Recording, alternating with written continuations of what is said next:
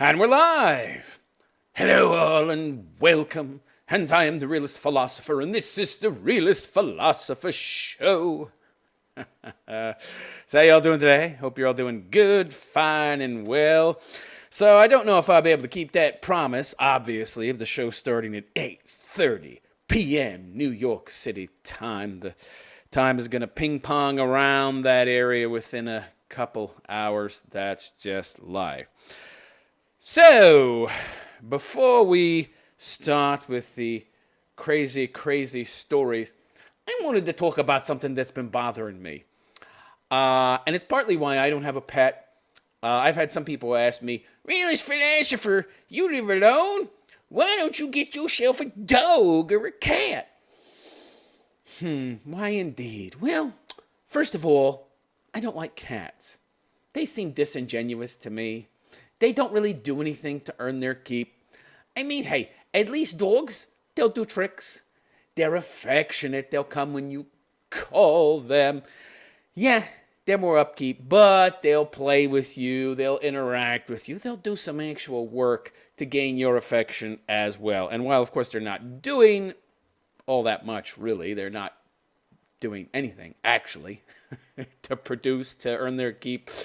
In the traditional human sense, they do provide you with some interaction, and again, they actually will try. They will actually interact with you. Cats, though, they don't do anything. What do cats do?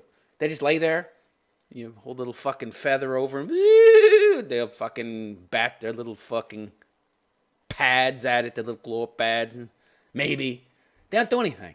And sometimes they'll claw you with those fucking razor-sharp claws and give you sepsis and kill you. Because those same claws are digging around in a fucking litter box and cat shit and piss. Yeah, I really want to get scratched by that. Yeah, good chance of infection. Lose my hand. I don't think so. So that's one reason. And the other, it seems a bit dishonest and a big waste of time. Dishonest because, it's almost like a stand-in for a kid, right? Right? It's not honest because, you're essentially oftentimes pretending that it's a child and you're putting as much work into this fucking animal as you would a child. And why would I want to do that? Just have a child.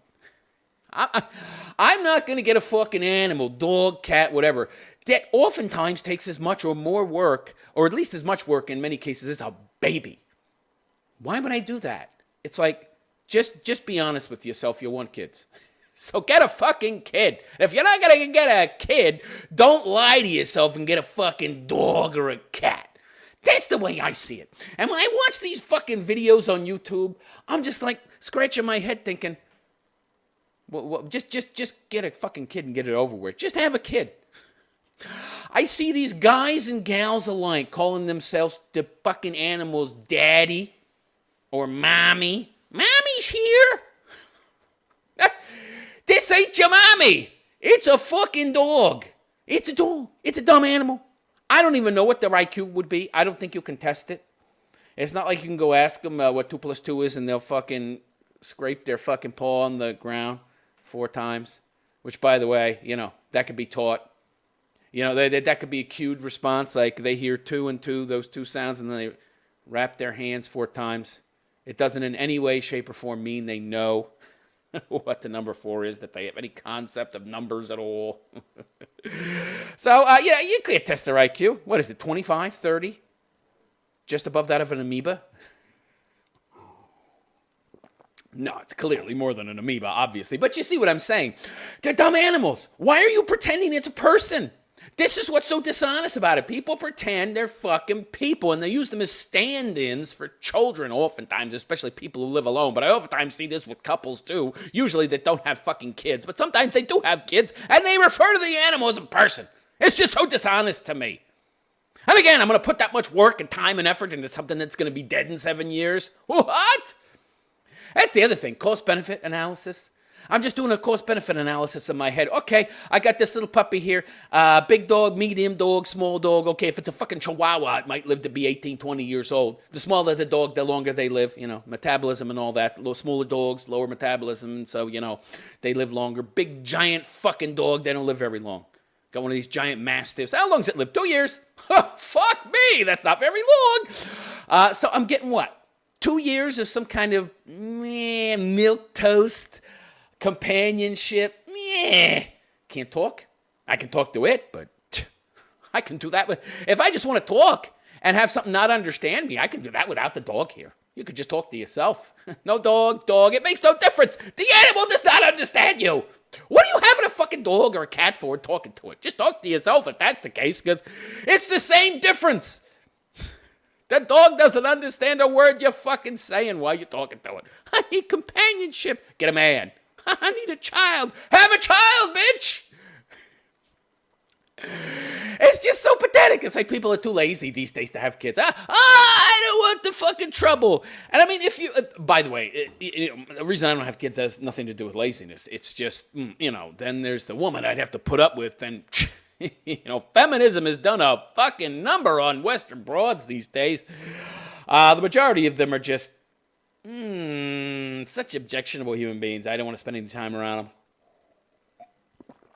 I'm sure there's some good women out there. Statistically, there must be, but they're outliers, okay?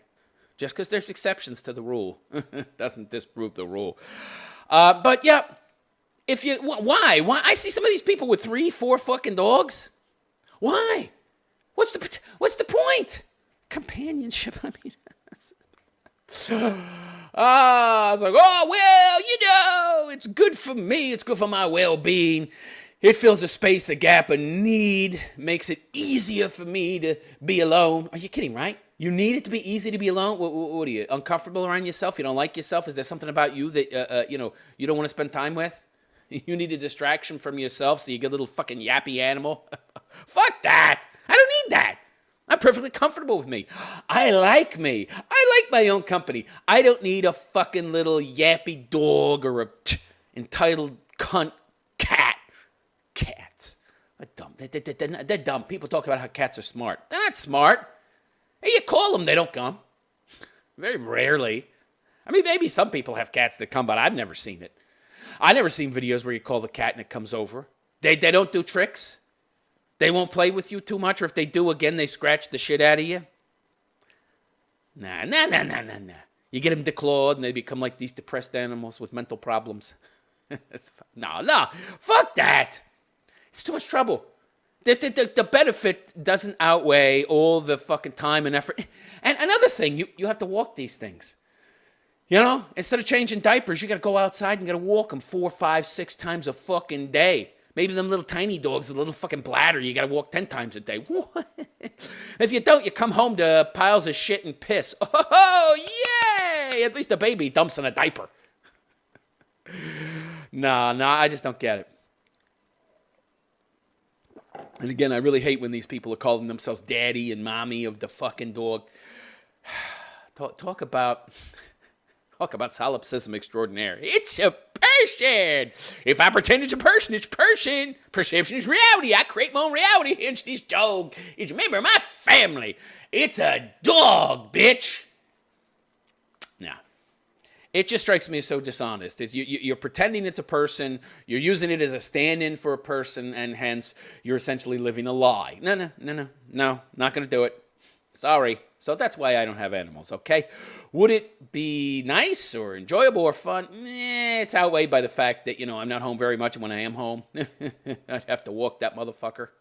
Have to train him not to piss all over the place. Hey, come on, how likely is that? I'm not there 10, 12, 16 hours in a row. He's going to hold that shit. I can't hold that shit for 16 hours. I know he can't. Yeah, no, thank you. All right, that's enough. That's just a pet peeve of mine. I see all these videos of people pretending animals are people. Pouring all this love and affection into some dumb fucking animal that's going to be dead in 5 years. And then you got to get another one. And you just keep recycling. And throughout your lifetime, you've had like 15 dogs. Because their lifespans are so short, And then you die and you left behind nothing. I would simply prefer not to live a lie, and when I die, that's it. Haven't had this long fucking cadre of animals in pet cemeteries now that I spent a bunch of money to bury. Because now, there's laws against burying animals in your backyard. Of course, I think we did that when I was a kid with our dogs. All right, that's enough. Let's move on. All right, so there's some crazy shit going on. I'd like to talk about this first story. It is funny shit. Now, this is emblematic of what feminism has done to women. They're not happy anymore. I mean, they're not even happy when they have everything they want. Even when they have everything they want, they're not content. I get the perfect man. I get the worst man. Doesn't matter. I can't be happy. Yeah, because feminism has made you that way. Yeah. Drift in a storm with no anchor. Constantly drifting about. No ports in sight. Just always being thrown about. No stability in your life. Always unhappy. Yeah, this is just... Listen to this story. I came across this and I knew I had to talk about it. So this woman who says she found Mr. Perfect says, "It's exhausting. Oh, woe is me." Because she's bored. She's bored. I would tell her to get some hobbies. If it was me, get some fucking hobbies. Take up Parcheesi or some shit. I'm bored of being married to, get this, Mr. Perfect. My life is perfect, and I'm bored with that. You know how many people work and slave their entire lives to get what they consider perfection, which, by the way, doesn't exist. There's no such thing as perfection. But, but to get what they consider what would be as close to perfection as possible. You know how many people would love to be in your situation, but you're bored. I'm bored. I wish he'd cheat so I could feel better about myself. What? Woo! I think this bitch had too many cocks and can't pay her bond. So it begins by saying, most single women, whatever, are searching for Mr. Perfect, right? I don't know about that.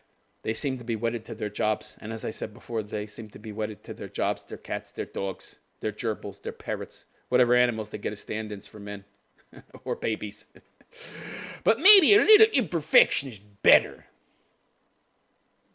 I don't know what you mean by that. These seem like very arbitrary terms to me. I don't know what you consider to be perfection, and I doubt your man is perfect. No, nobody's perfect, okay? Perfect what? That's a very arbitrary term. What do you mean by perfect? Perfect for some people is a big fat blob that looks like Jabba the Hutt, okay, with a wig on, okay? Some people, that's perfect. You got chubby chasers out there that like fat broads. For them, fatty's perfect. I don't know what you mean by perfect. I find it amazing that women talk as if there's some kind of objective standard for what's perfect, but then they approach everything else in a very subjective, relative way. They don't see the contradictions in their own logic, or should I say lack thereof.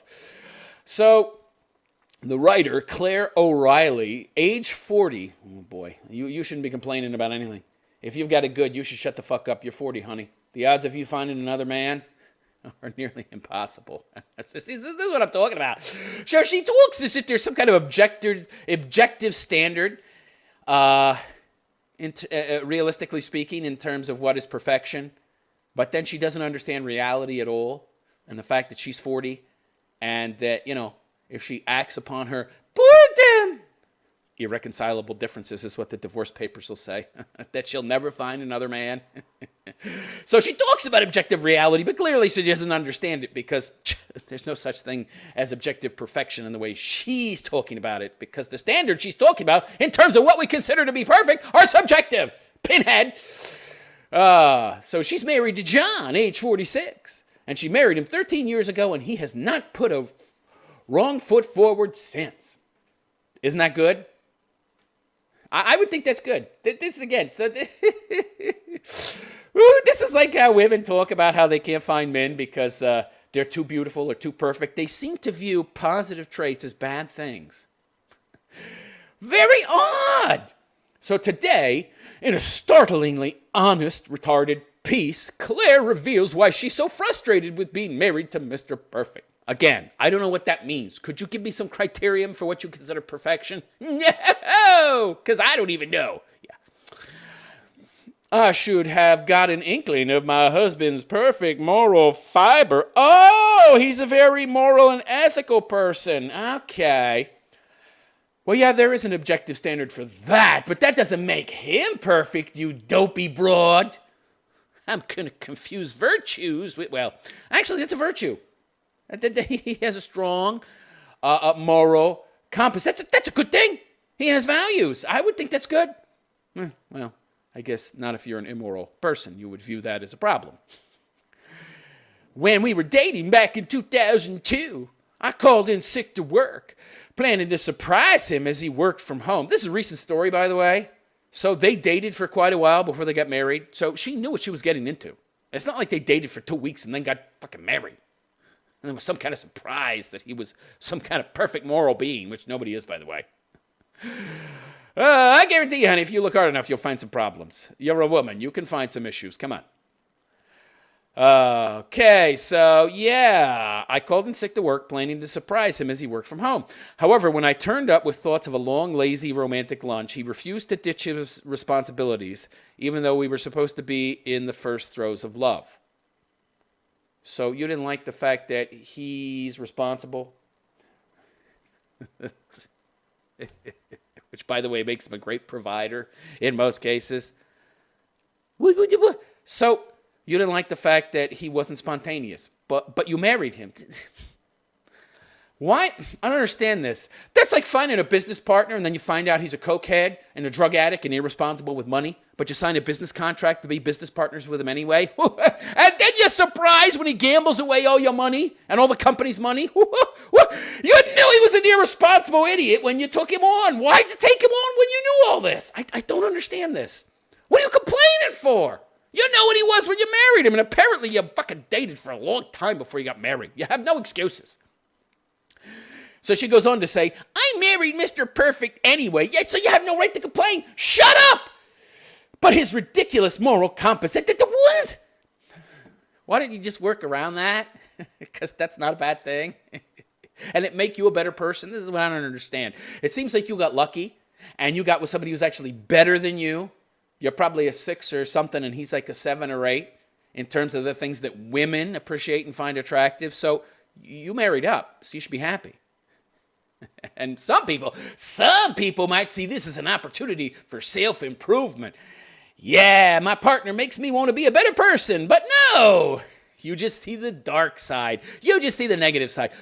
I wonder if I could classify this broad as a pessimist. I think I safely could. Yeah. God, what an idiot. The glass is always half empty in my eyes. Sure it is, honey. His ridiculous moral compass has come to be a bone of contention. Simply put, I'm bored of being married to a paragon of virtue. Then why'd you marry him? He made too much money and was too good at providing. Oh, I see. Yeah, he is so unlike me, it's disarming. But it turns out I'm not alone. So you essentially went along and pretended to be okay with his differences, the aspects of him that make him different than you. You pretended that was all right and they had no problem with that. So you did a bait and switch. Of course you did. You're a waving. Ooh, it's a lot of work, but yeah, he's too stable. Yeah, okay, he's so perfect it really annoys me, but damn, he makes good money. I guess I have to pretend to be somebody I'm not. Wow, this guy, I don't know how he puts up with you. Complaining about him being too good. Oh, well, yeah. The women can never be happy these days. So, the grass is always greener on the other side, don't you know? Feminism taught me that. Don't be happy or content with what I have. Always think there's something better out there. Yeah. So unlike you. By the way, people, opposites don't attract. That's a lie. You'll have strong, stable, committed, meaningful relationships with people who are like you, not unlike you. This is a perfect example. She seems to have no pair bond with him at all. Yeah. He is so unlike me, it's disarming, but it turns out I'm not alone. Oh boy, now this broad's going to start talking about research that further validates her ridiculous point of view. Yeah, new research from the University of, not her ridiculous point of view in terms of opposites not doing well together, but her ridiculous mindset, her discontent. She can't be happy. That's the ridiculous part. These are all decisions she's making not to be happy. Yes, people, happiness is a decision. Despite what retardo Jordan Peterson tells you, and it is the most important thing, not trivial. New research from the University of Amsterdam has found, while it's beneficial in Mother Nature for species to be similar, it is not as straightforward when it comes to humans. No. But it is beneficial for them to be like each other. We're just more complex than fucking songbirds. The study looked at personality traits of 4,400 couples and found agreeableness, a trait associated with trust and empathy in both partners, is vital for a relationship to succeed. Well, yeah, you got two disagreeable people together. I mean, they can negotiate and work things out. Sure, okay, that actually wouldn't be a real problem, I don't think. By the way, why would two disagreeable people? I mean, disagreeableness doesn't necessarily mean that you're always going to be disagreeing with each other, okay? It just means that more negotiation is required. But researchers also found when one partner is conscientious, the coupling can actually work better if the other is less so. Yeah, making up for the shortfalls in some character aspects in the other person, that can work. Right, can work. Doesn't mean it's ideal.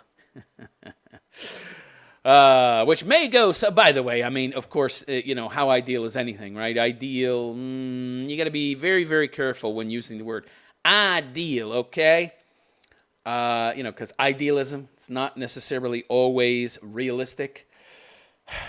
It wouldn't be realistic to, for example, think that two people are going to be exactly alike. So, yeah, there are going to be some differences. But by and large, the things that matter, values, virtues, those need to sync up, okay? And clearly they don't here. Okay, so, yeah. Which may go some way to explaining why John and I have lasted so long. Yeah, ain't gonna last much longer, it seems. After a small prang in a car a few years ago. Prang. Our insurance company, this is from the UK. Yeah. It's got the pound symbol here. Our insurance, I'm not surprised, UK, one of the top 5 feminist countries in the world. Our insurance company informed us that we were entitled to sue the other drivers for injuries amounting to around £6,000. As neither of us was injured, John refused to take on the elderly driver in court, despite the figures at play, because it would be dishonest. I guess because they weren't really injured, and she wanted to sue, woman that she is, because, they have no problem with lying. The ends justify the means, meaning, I want that cash so I can lie and be deceitful. Oh, she didn't like that. I wanted that money, yo. I already had that allotted to buy me some new handbags. And John fucked it up because he's too honest. Yeah, that's a real problem. It is not just big issues either, she says. That's a big issue to her, by the way, that she didn't get that money. This broad. I'm the queen of the last-minute cancellation, thinking nothing of scrapping dinner arrangements with friends just hours before we're due, whereas John sticks to his commitments. See, none of this seems like a big deal to me. It seems like you're nitpicking over tiny little shit, okay? Because you're just not happy, because you can't be happy. You're looking for an excuse, a way out, because you want to ride some old cocks. Yeah, stupid broad. Don't get me wrong, I love him. No, you don't. You're a liar. You don't love him. I don't think you love him at all. You don't, because love is not really, I mean, you choose. I believe love is a choice. Okay, a lot of people talk about how love is some kind of, it's not something you intend. It just happens. It's an unconscious response to the virtues of others. Yeah, you love and appreciate the other people's virtues, and I guess you could say that that's not actually a choice, but it is. It is a choice, and you can choose not to as well, and you can choose to walk away.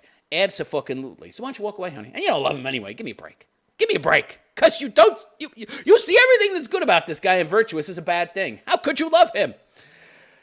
I love him, and this year we celebrated 17 years together. See, they were dating quite a long time before they got married. I don't know what she's complaining about. You knew what you were getting into, honey.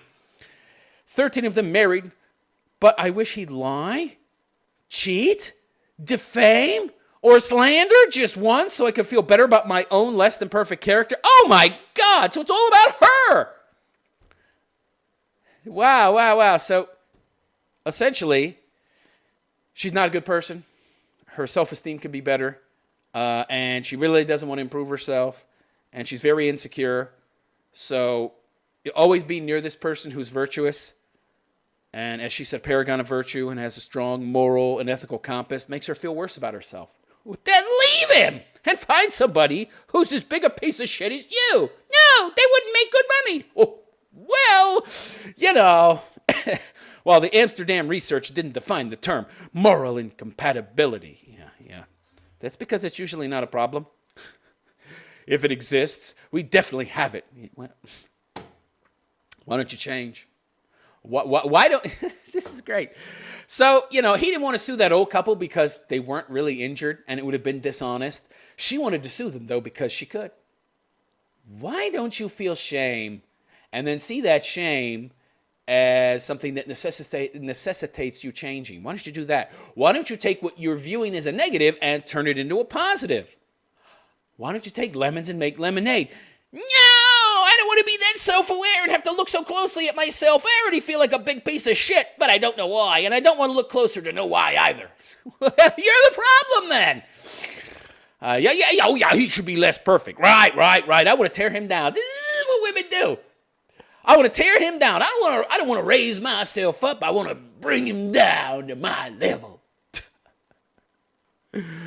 Oh, my God. Yeah, because you didn't love these things about him in the first place because you don't have those same things. Yeah, this is a mismatch, all right. He needs to leave you. You married above your pay grade, honey. Oh, boy. I don't even know if these people have kids, by the way. Article doesn't say. I wouldn't be surprised if they didn't.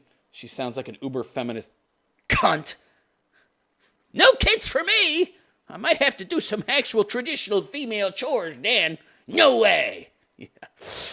Oh, my God. Moral incompatibility. Couples who are both early risers or night owls tend to have longer relationships than those with opposing bedtime routines. Well, yeah, sleep's important. Same thing goes for sex. So far, so obvious. Yes, that's obvious. No shit, that's obvious. But the study also found that we look for personality traits in a spouse or partner that we don't possess. For example, being an extrovert. Okay. That's because that's a character trait. That's not a value or a virtue. That's not a virtue. Those are character traits like intelligence or attractiveness. So these are things that, you don't base a relationship on. If you have the same virtues and they match up, if you have different character traits to a certain extent, yeah, they can complement each other because you having more of one can fill in for the gaps the other person has, but not when it comes to virtues, okay? Virtues, no, it doesn't work, okay? I got a lot of virtue, you got very little virtue. No, it's a mismatch, that's right. It's trying to put a square peg into a round fucking hole. But she's focusing on things that are traits and not virtues. Clearly another broad that doesn't know what virtue is, so she probably never had to develop it. I could be wrong. Maybe she's very attractive, although maybe not. Run into a lot of fat broads that also have no virtue and are very entitled, so who knows? Yeah. Okay, so while John is quiet and unassuming, I'm the extrovert. He's definitely made up of all the traits I'm missing entirely. Traits. And she's identifying, the problem is she's identifying things that are virtues also as traits. So she doesn't know what virtue is. Being a moral person is a virtue. It's not a trait. Okay? She, of course, obviously doesn't think it's a good thing. His moral compass will follow him into the grave, but no one will eulogize about my fair nature or loyal friendship. Fair nature? What the fuck does that mean? She probably just means you're good looking. Fair nature. I don't even know what that means. Loyal friendship. I didn't cheat on him, but I coulda and shoulda. Right, yeah. I haven't stayed friends with anyone from school while John's tight-knit circle has been the same since he was 10. What happened to your loyal friendship? You said you were a loyal friend, but you're friends with nobody that you've been friends with. You haven't had any long-time friends. What's she talking about? I'm going to move on. This story is dumb. I spent too much time on this story. So, there's a perfect example of women not being happy with what they have, and they have it really good and they don't know it. So grass is always greener on the other side problem, and it's caused by feminism. Feminism teaching women that, you don't need a man. There's things that'll make you happier in life. Sex, being more like a man, that's the good thing. Hop from bed to bed to bed. Essentially, women have become these gross caricatures of what they believe being a man is, but they don't really have a clue. I mean, yeah, I've slept with a fair number of broads, but I'm an old guy, and I never was like hopping from bed to bed to bed or having 7 women in 7 days, like some article I read recently. I mean, these women find empowerment in all the wrong places. And they find the empowerment in these places, and then they come to see that as that which empowers them, and that actually becomes the reality of it, that becomes the thing that empowers them. And then when they lose that, they feel disempowered and lose any type of self-worth or sense of or feeling of value within themselves. And, couple that with the inability to pair bond with a man and a total lack of knowledge of what virtue is, because they've never been taught these things insofar as what makes a good man. Yeah, they're not content. They go through lives of discontent.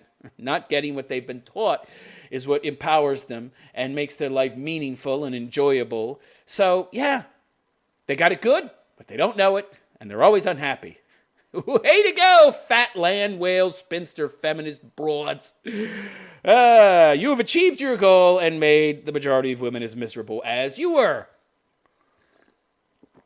All right, let's move on. Newcastle.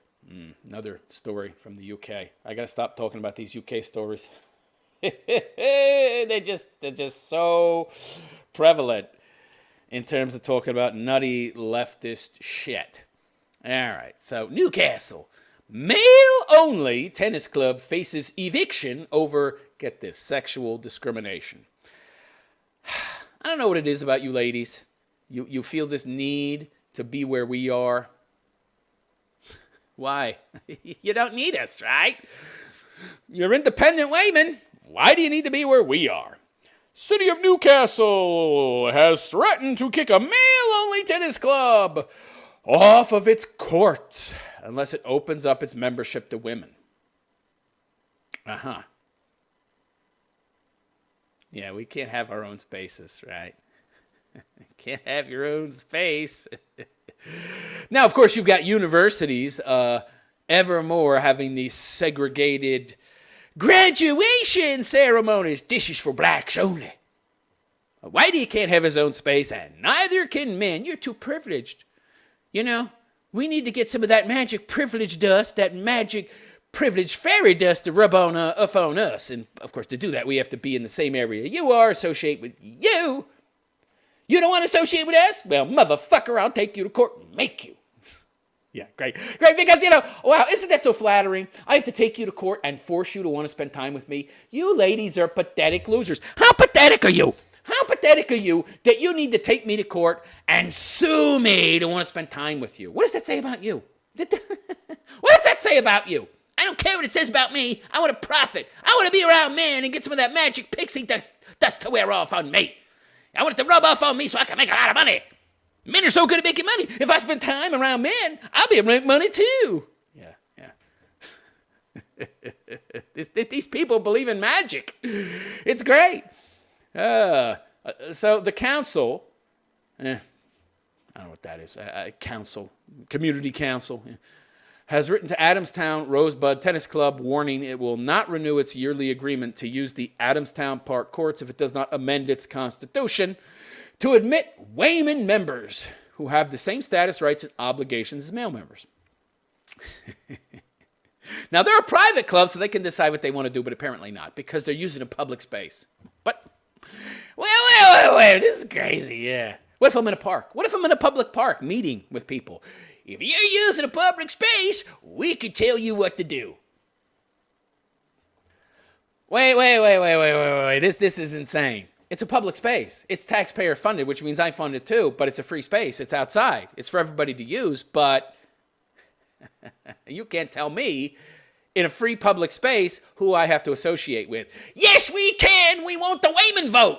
Oh, okay. That's great. The issue came to a head last year. Get this. It was one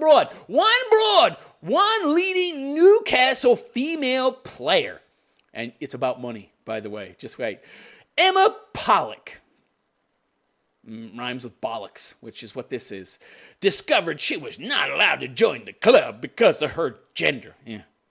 You weren't able to join the club because of your gender. Yeah. You also can't jump and dunk a basketball in a 10-foot net because of your gender. I don't see you complaining about that. I was extremely disappointed that this... Of course, she's using all the buzzwords. Listen to this. I was disappointed that this blatant gender inequality still exists in this day and age. It's 2019. Where have I heard that before? The Adamstown local said on Monday, the same day Queenslander Ash Barty became the first Australian woman to reach number one since Yvonne Goolagong Cowley in 1976. I don't know what the hell that's about. Who gives a fuck? I should have fucking erased that. It's irrelevant to the story. I hope you're bringing this. That's part of the problem. I don't read these stories beforehand, generally speaking. I just skim them.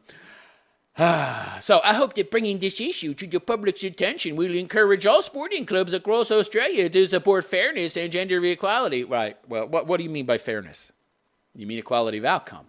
When these lefties say fairness, they don't mean real fairness, okay?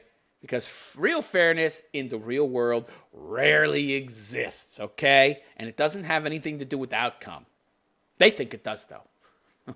There should be 50% women in this man's club, even though a lot of women might not want to play with men, okay? Or be in a men's club. What? Why do they have to take men? By the way, I don't get this. Why do you want to go where you're not wanted? Somebody tells me I'm not wanted. I don't go to court and try to force the court to make me fucking wanted. Because I'll never be wanted. They'll just resent me even more. What? You're an idiot. What a dopey broad. All these people want to be fucking heroes. They don't want to be Joan of fucking Arc, right? God. Yeah, not going to happen, sweetheart.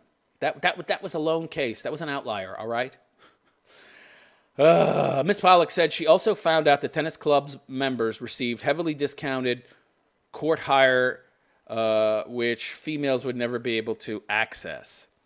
So, you know, I play in this club, I get a discount. It's about money, right?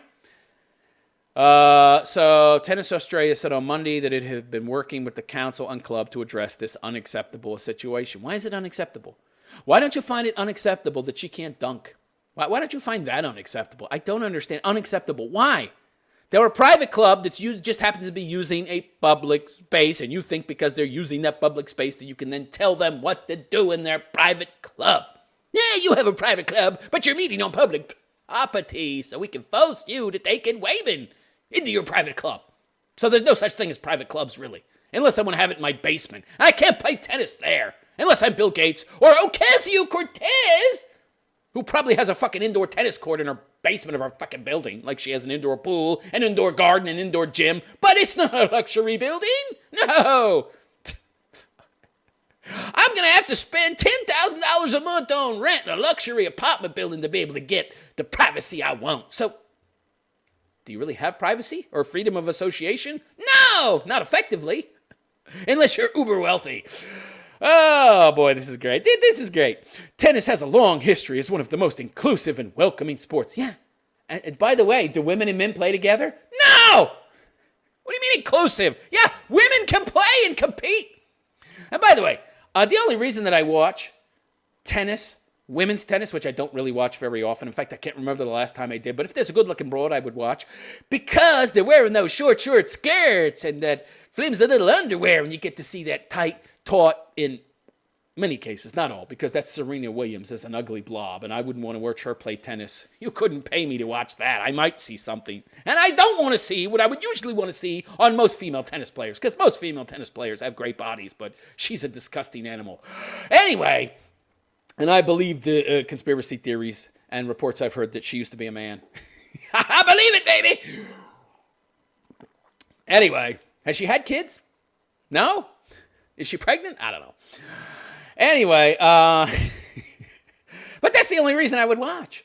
Yeah, you have female tennis players, but in the sport, they don't commingle and play together, right? Not in most cases, do they?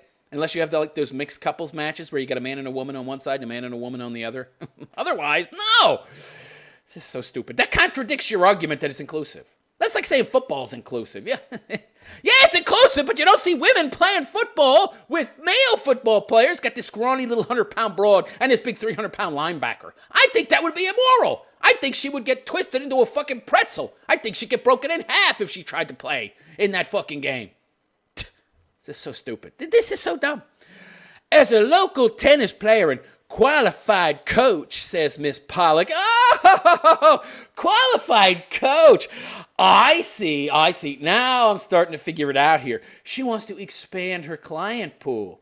Yeah. Hey, honey, how many clients do you think you're going to get from a male-only club that you have sued to get into? Don't you think they might resent you a bit much? No, I'm totally lacking in logic, reason, and common sense. Now that you point that out, that's too late now. I already paid the lawyer and sued and got a favorable outcome from the judge. Yeah. Good luck with that, honey. Good luck getting any clients out of those guys whose space you've essentially ruined. It's just like the Boy Scouts. We want Wayman in the Boy Scouts! Yeah. And because they get federal funds, they should have Wayman in the Boy Scouts. And if we don't get Wayman into the Boy Scouts, well, we'll sue you to take away your federal funds. So what did the idiots in the Boy Scouts do? Well, first of all, they had cultural Marxist, leftist, male feminist morons infiltrating the hierarchy, the upper echelons, the people running the Boy Scouts for decades. The fucking president of the Boy Scouts, who was making like $350,000 a year.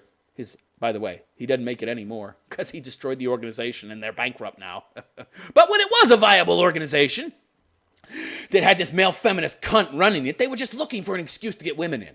They thought it would increase their revenue. They didn't seem to understand that the majority of their members came from the Mormons, who were not too happy when they allowed gays in, and even less happy when they allowed trans in and cut off their relationship, which cut off like, half of their membership, and then the other half disappeared, and then all you had was the Girl Scouts, called the Boy Scouts. Oh, not the Boy Scouts anymore, BSA, whatever the fuck that means. I don't know what that means, BSA. It's kind of like KFC. They couldn't call themselves Kentucky Fried Chicken anymore because they got sued for selling chicken that was genetically altered. Thereby, they could no longer call it chicken. So they just called it KFC.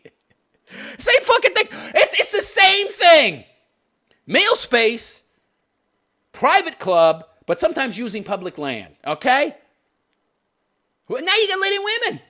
And that wasn't even the case, by the way. They thought it would up their revenue by letting in girls. Of course, it destroyed it. I could have told them that. That's how I know they got a bunch of dummies, a bunch of male feminists, and a bunch of female feminist morons running it who can't use logic or reason, critical thinking, build a logical chain of cause and effect. Morons! Yeah, watch this club go out of business. This club's going to disappear now. I hope you're happy, honey, because you've destroyed this club. Because now, the club that you want to join, because you think you're going to get some clients, it's going to go bye-bye. Yeah, great. Feminists are great at destroying things. They're great at it. Oh, Lord, yeah. I'm a qualified coach, and I'm passionate. Passionate about increasing participation in the sport. Well, you just lowered participation because the club is going to go out of business. It's going to disappear because there won't be enough due-paying members to pay whatever rent or lease that there is on the public space they're using, the public courts. So it's going to go bye-bye. They need to have a certain amount of due-paying members to continue because it's a private club. And now you force them to not be a private club anymore. So guess what? That most of the people are going to leave, and there aren't going to be enough people left to pay dues. You like to increase participation? Bullshit. You just decreased it. And I want to ensure equal opportunities for all players. Yeah, you don't want to increase equal opportunities. You want to fucking increase equality of outcome. You want to increase equality of outcome because there's plenty of opportunities. This doesn't increase opportunity. You don't have to play in a man's fucking club to be fucking playing tennis. The sport of tennis isn't even played mixed. You've got men, you've got women. They don't mix.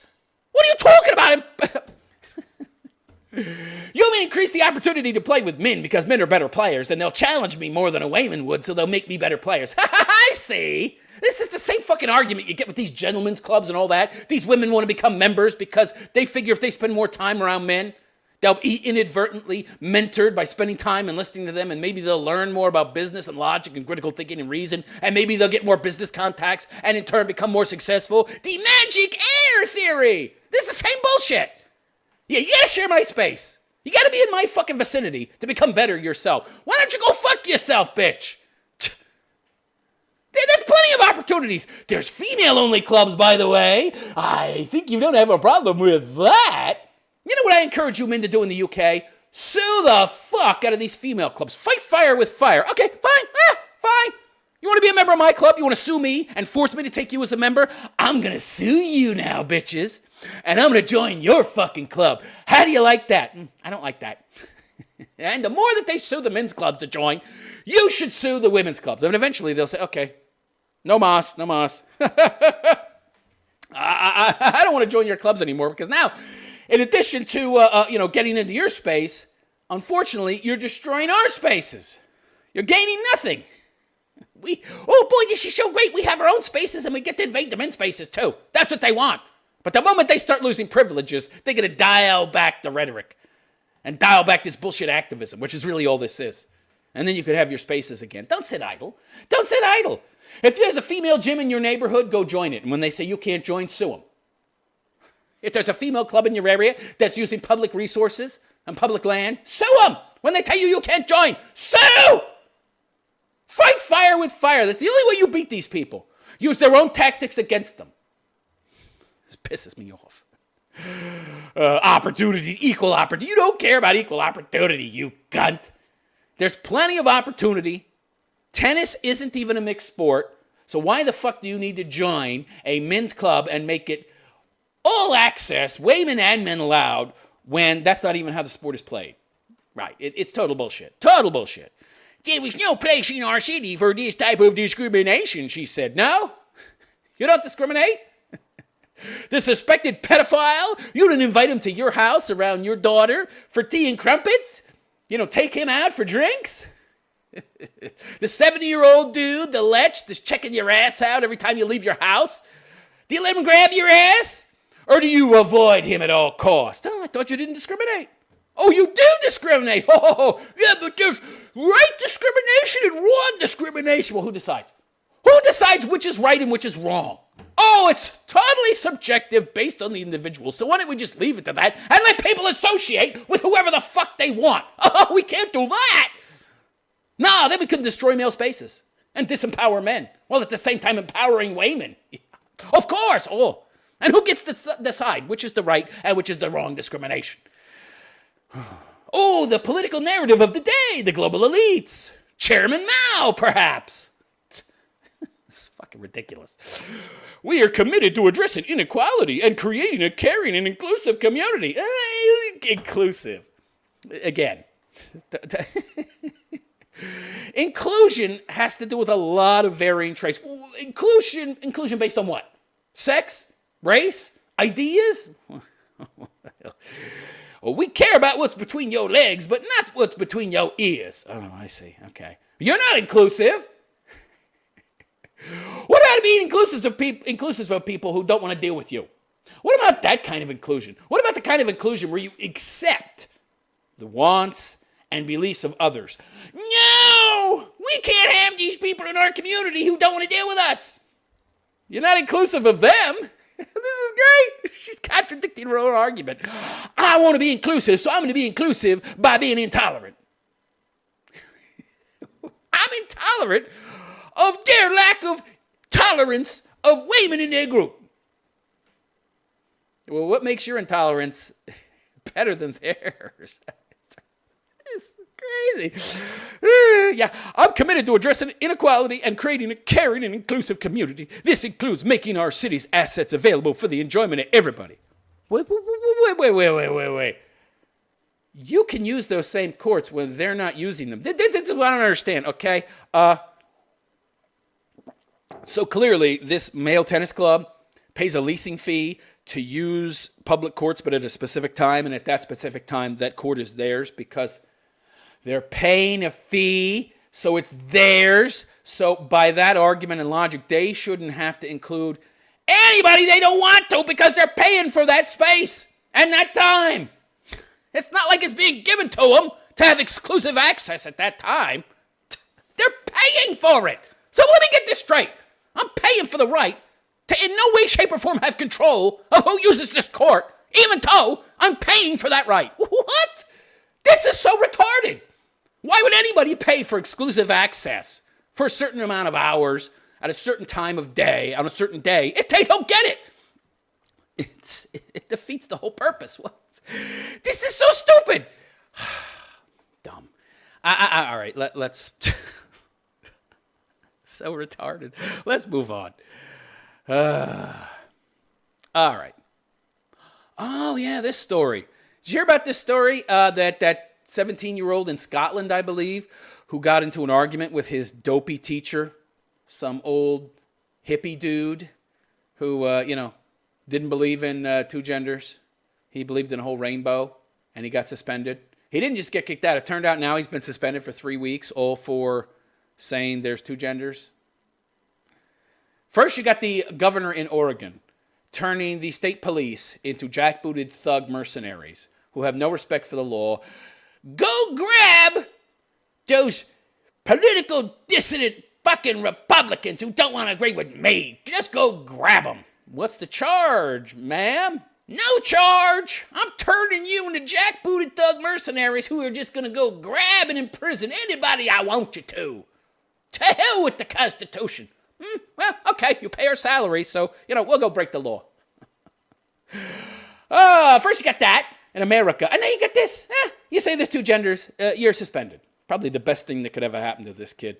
Get out of that indoctrination center. Teenager, 17, suspended from school for insisting there are only two genders. He's woke. He's actually woke. Unlike these leftists who claim to be woke because they think Trump is bad. Reveals he spoke out in protest at dangerous views being forced on pupils. He's got balls. I like him. He'll probably be a success in life, unlike his lefty cohorts, who'll be a bunch of losers on public welfare benefits.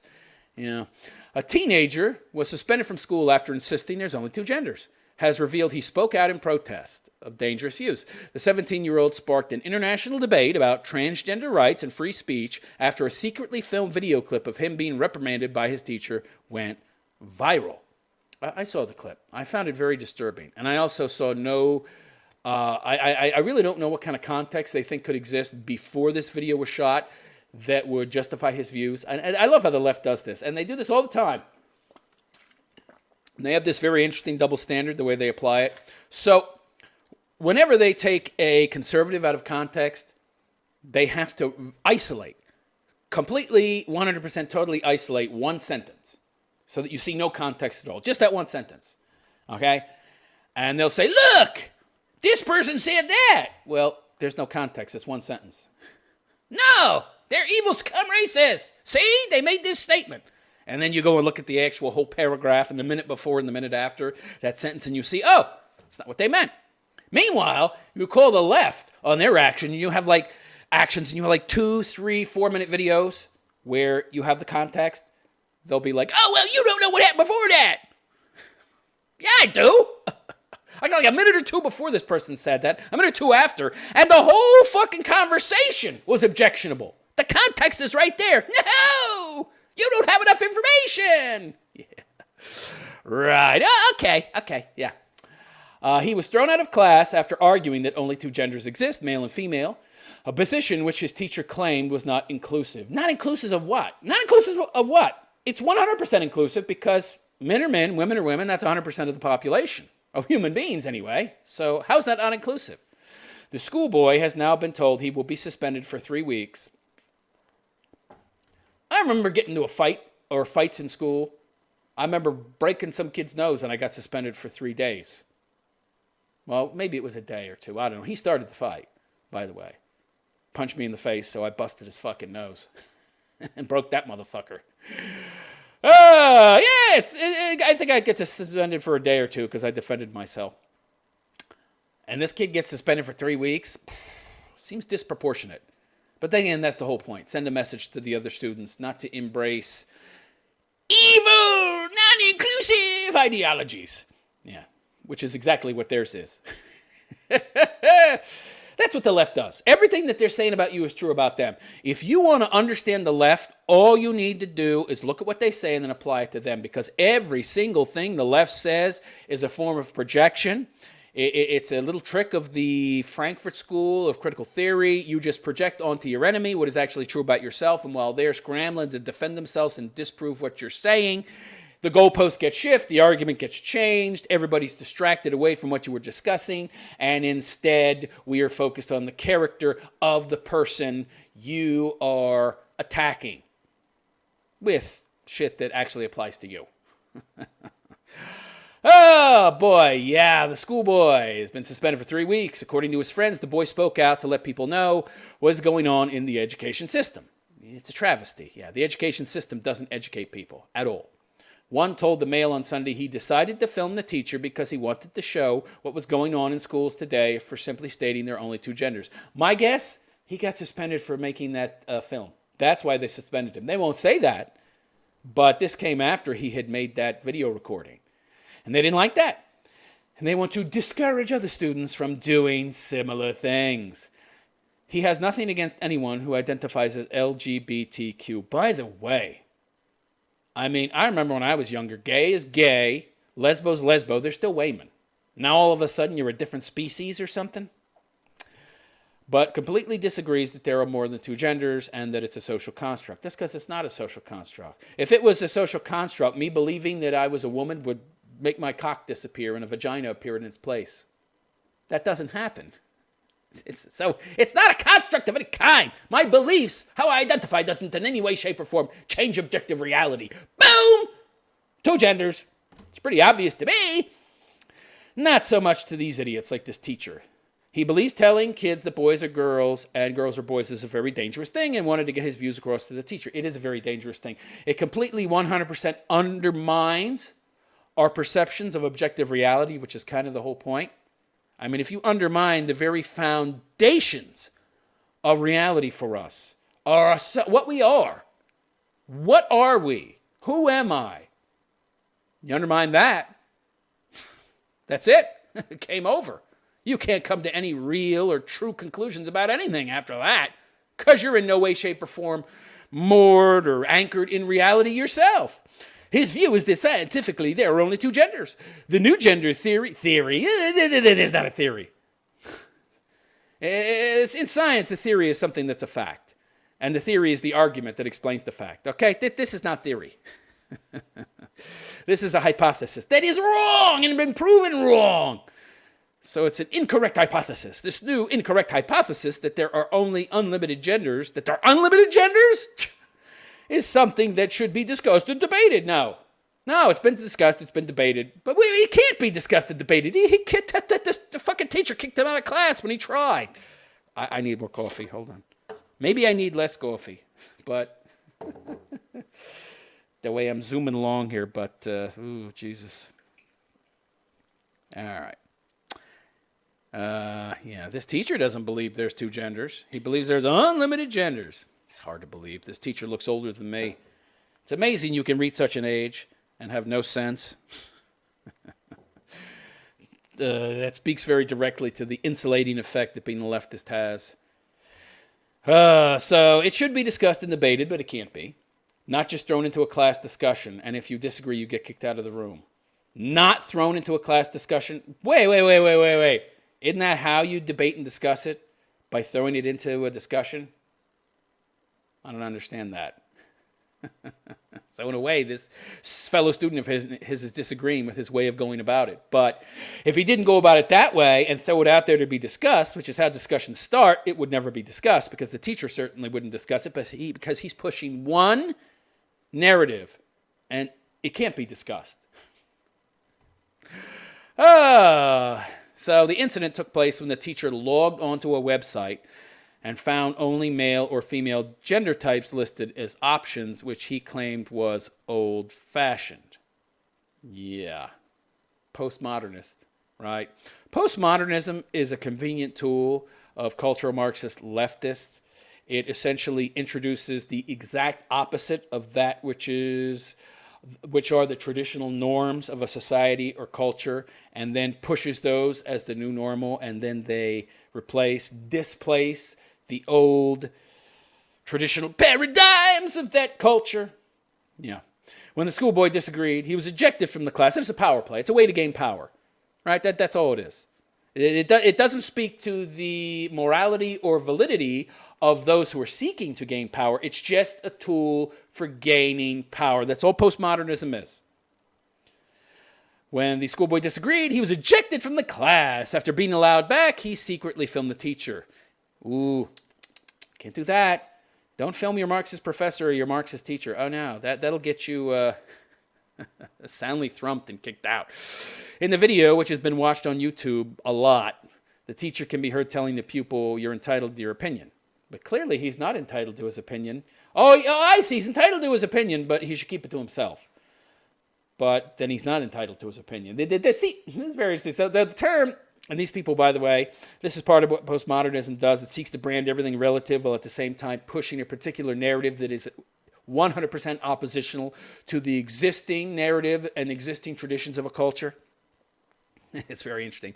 And that relativism is required to invalidate and then displace the existing traditional paradigms of a particular culture. So, yeah, the tradition of that culture has to be labeled as relativistic, while at the same time, that which we're pushing, which completely 100% opposes it, is 100% valid.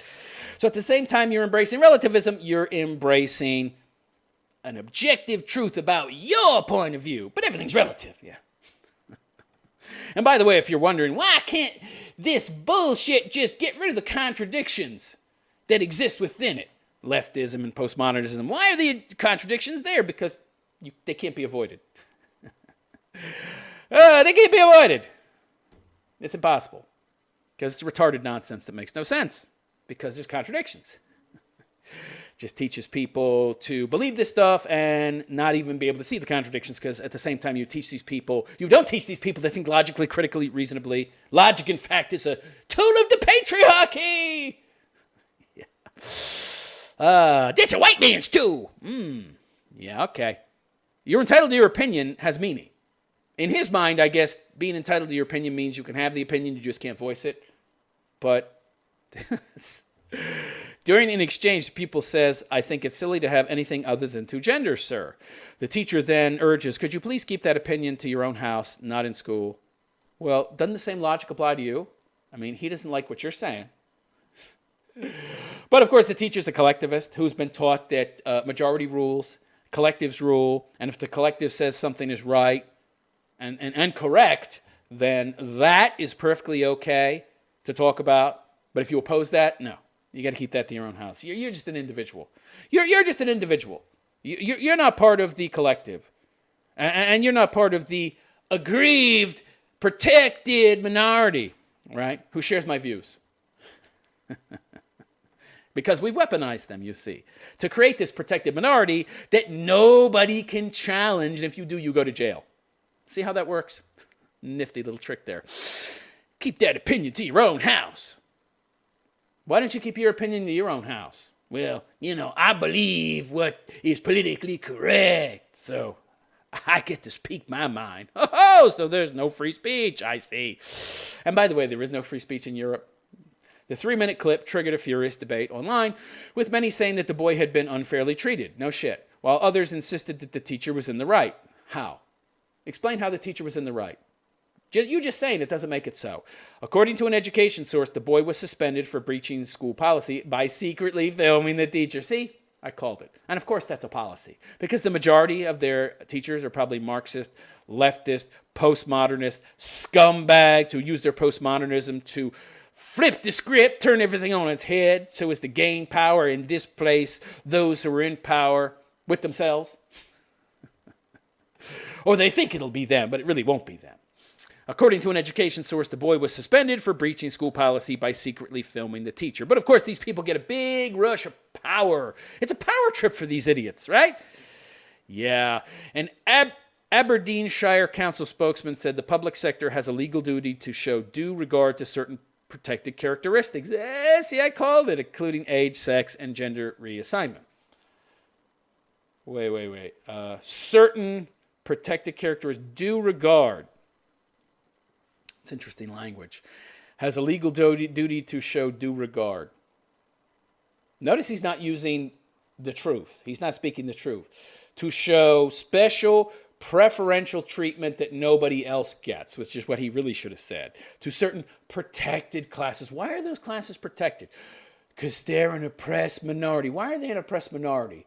because they've been abused and bullied. And how do you know they've been abused and bullied and treated marginally and poorly? Because that's the narrative that we've been pushing for so long that people have come to believe that. And then we capitalize on that belief by giving them protections. And then associating certain views and beliefs and opinions with that protected group. And then whenever anybody wants to challenge those views, these people are protected. You can't challenge those views because these people have due regard. He added, it's important to understand the context of any video clip. I called it. I called that shit. Context. Let me tell you something, okay? The context is there. If I have the entire exchange on film, you can't say, well, you don't have the context of what happened before that. If it's unacceptable, it's unacceptable. Well, this video clip here shows him diddling a 9-year-old. You don't know the context. You don't know what happened before that. You can't call this person out for diddling a 9-year-old, for fucking a 9-year-old in the ass. You can't do that. There's context. What? What are you talking about? There's no context that makes that acceptable. Context is only used to explain very isolated snippets, sentences, when in regards to taking something out of context. When you take something out of context, it's meant, what people are talking about when they talk about speech or incidences that are taken out of context, they're talking about micro clips, snippets that are mere seconds long. They're not talking about 3-minute exchanges where people are doing things that no context could in any way, shape, or form validate. There is no context that allows this kid to be kicked out of class for saying there's 2 genders. There's no context that makes that okay. It's morally unacceptable regardless of context. There is no context that makes that okay.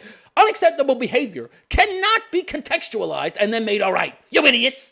You fucking morons, you. Don't you understand how reality works? I was chopping up babies and eating their bones and cooking them up my soup, but you don't know the context. Oh, my God. He added, it's important to understand the context of any video. That's it. I can't read anymore. Enough. God. Morons. That's it. That's it. These 3 stories are enough. It's enough. I can't read anymore. There was just one more anyway. So, what do you think? Let me know in the comments section. I totally forgot. I'm on this new platform, and it's a very interesting platform. It's called Pocket App or PocketNet. What the fuck is it called? PocketNet.app. Yeah, PocketNet.app. Okay, let me see. P-O-C-K. Yeah, PocketNet.app. It's this interesting new social media platform that combines real-time chatting with posting, similar to Twitter, and the ability to post videos like YouTube. And it's 100% no censorship. It's based on blockchain technology, so it's impossible to censor, impossible to remove the clips, the videos, whatever you post. So it's 100% free speech. And also, as a content producer there, if you view my content, I'll get their crypto coin. The more you view my content, the more you upvote it, the more cryptocurrency I get. So it's essentially a way for someone like myself who isn't going to get monetized on YouTube but produces content that you want to watch to actually get some kind of monetization. So it's very easy to sign up for, and since it's based on blockchain, it's incredibly secure. When you sign up, you'll get this long password type code that you just copy and paste into a file, and then when you want to sign back in, and you should just click the stay signed in function so you don't have to continually paste that long sentence as your password. It also has a QR code, by the way. You can save the QR code, and then when you want to sign back in, you just click a button, and it brings up the QR code, and then you click that, and it logs you in. It's a very secure website, and it's 100% censorship-free, and if you join it, you'll get Pocket Coin too. If you join the website, you'll get 5 of their crypto coins, absolutely free. And if you join it using the link in the description, I'll get some Pocket Coin too. So you can contribute and donate and support my channel without actually having to take any money out of your pocket yourself. Just by going to PocketNet.app. There's a link in the description. Click on that. Sign up. I'll get some crypto coin. You'll get some crypto coin. Win-win for both of us. Also, I'm on BitChute, another blockchain platform, which is great. And I got more followers there, actually, than I do on YouTube, because YouTube shadow bans my content. And their new, wonderful algorithm hates right people or right-leaning people or anybody with common sense. So, yeah, go follow me on BitChute. Facebook, Twitter, Gab, Instagram. I'm particularly active on Facebook and Twitter. So follow me there. I respond to a lot of lefty nut jobs, especially on Facebook. So follow me there. You'll get live updates whenever I post new content. And like and subscribe. And if you're bound and determined to stay on YouTube, hit the notification bell next to the subscription so that you actually get notifications when I post a new video, because otherwise YouTube's not going to tell you because they hate people like me. Or at least their algorithm does. I doubt they know I exist, but their algorithm is programmed in such a way that it shadow bans my content. So also feel free to comment in the comment section. And also, if you want to donate to my channel directly, go to therealistphilosopher.com/donate. That is therealistphilosopher.com/donate. You can see the address on the screen right now at the top. That's my website. A lot of stuff there, all the links and connections to my content, including my SoundCloud. And I'm also on iTunes. You'll find those links in the description as well. You can listen to my content through iTunes, SoundCloud, at least the audio of all of my posts, all of my shows. So, yeah, no matter what atmosphere you're in, no matter where you are, you can listen to my show. Anyhow, that's it. I am the Realist Philosopher. And I wish you a good day. Take care.